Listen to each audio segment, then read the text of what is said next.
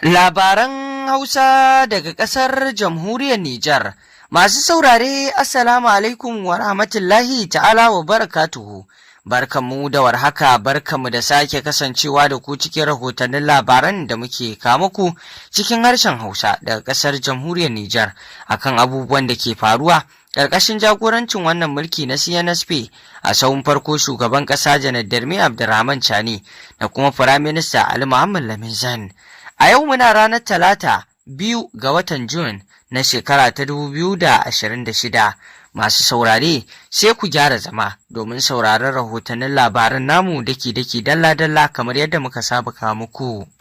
Inda rahotannin labaran namu zai fara ne a dangane da ziyarar nan ta sabon shugaban ƙasar Benin da zai sauka ƙasar Jamhuriyar Nijar, inda zai fara ziyarar tasa a yau kamar yadda wato aka tsara. Sabon shugaban ƙasar Benin ɗin da alamu dai za a samu jituwa da shi sama da tsohon shugaban ƙasar Benin ɗin, wanda kun sani Patrice Talon ba a samu jituwa tsakaninsa da Nijar ba, amma wannan sabon shugaban ƙasar Benin ɗin alamu na nuna za a samu dangantaka mai kyau tsakanin ƙasar Benin da Nijar a wannan karo saboda sauyin gwamnati da aka samu.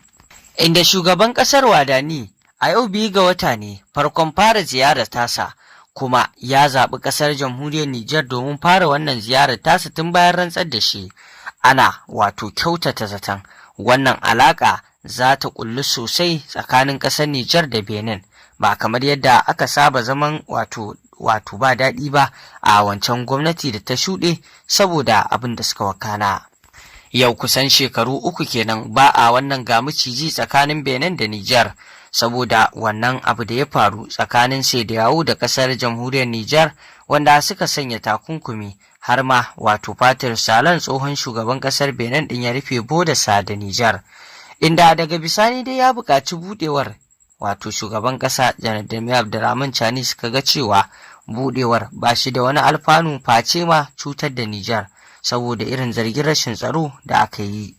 Muna roƙon Allah ya haɗa kan wannan ƙasashe da suke aminan juna a da tarayyarsu ta dawo yadda take. To yanzu kuma rahotannin labaran namu bari ya dangana zuwa ga ƙasa mai tsarki ƙasar Saudi Arabia a dangane da wannan batu, wato babban aminin hukumar aikin hajji da umara ta Koho ta ƙasar Jamhuriyar Nijar, inda ta ba da gudunmawa ga wannan wato hukuma ta Koho, inda shugabanni na Koho ɗin suka jagoranci karɓar wannan gudunmawa, wanda batun da yake bayyana karton kusan 16,000 na ruwan Zamzam,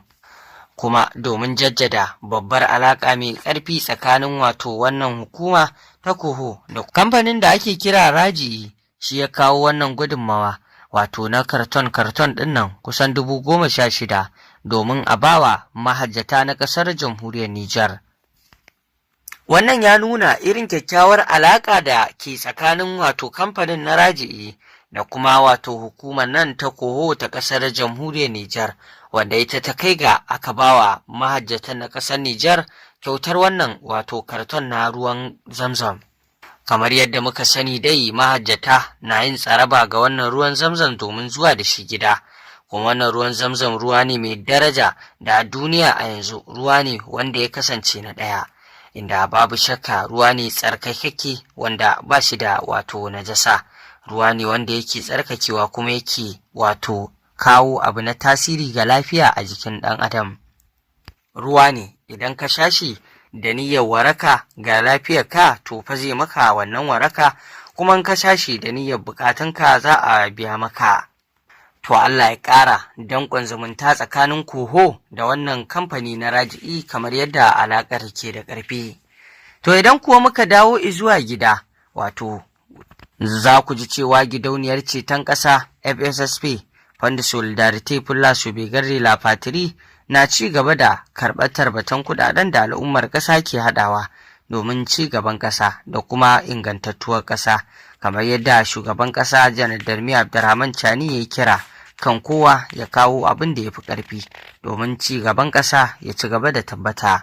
Wannan tarbace dai tarbace ne da ake tarbatawa wanda zai kasance ko mu ce yake kasancewa ana tallafawa 'yan rabbana ka wadata mu wanda suke cikin wani hali na ini yasu, ana tallafa masu. Sannan batun tsaro da dai sauran abin da ya kama da haka ana taimakawa. Wannan kuɗaɗe shi sa ake kira ga duk wato al'umma su ci gaba da tarbatawa, wanda al'ummar Nijar na nuna kishin su wajen wannan kuɗaɗe da suke tarbatawa. Mai jaka 3, mai jaka 5 har ma mai jaka 1, mai dala 1 duka kawowa suke yi domin ci gaban ƙasa. Wannan kishi ne da 'yan ƙasar Nijar ke nunawa. Duk wani ɗan ƙasa mai kishi dama dole ya nuna kishin ƙasarsa.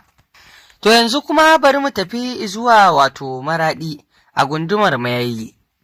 inda daga nashi ɓangaren Adamu Mankaila, shugaban wannan gunduma ta Mayayi, ya jagoranci saukar Alƙur'ani, salloli na alƙunuti da addu'o'i da kansa ya jagoranci wannan al'amari domin Allah subhanahu wata'ala mai kowa mai komai ya tsare ƙasar jamhuriyar Nijar, ya kuma kare ta daga dukkan masu zagon ƙasa da makirci da kutungwila, dukkan masu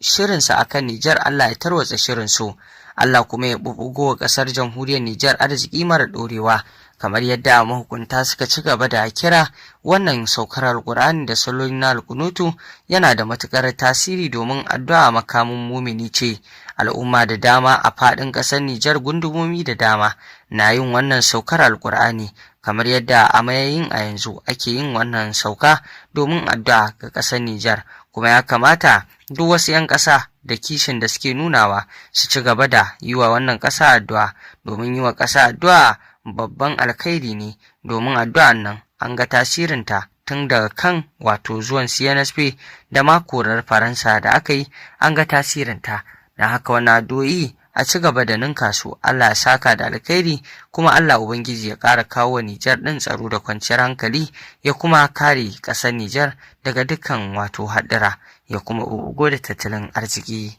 Haka zalika a roƙa wa ƙasa wato zaman lafiya da haɗin kai, shi ma babban abu ne, domin haɗin kan al'umma a ƙasa yana da matuƙar tasiri, domin haɗin kan nan shi zai bayi zuwa ga al'umma su san abin da suke yi, har ma a samar da ci gaba. Idan babu haɗin kai da zaman lafiya, komai na ci gaba ba zai yiwu ba, ba zai samu ba. Wanda babu shakka wannan mulki na CNSP na Janar Darmi Abdurrahman Chani, sai dai mu ce Allah ya saka wa Chani da alkhairi, biyo bayan faɗi tashi da yake yi shi da Firaminista Ali Lamin Zan da sauran ma'ikwanta na ƙasar, kama daga wato hukumomi na bariki da na gargajiya, domin haɗa kan 'yan Nijar da kuma kawo masu ci gaba. Wannan sai dai a yi masu fatan alkhairi, kuma ya kamata kowane ɗan ƙasa ya san me yake yi, ya kama,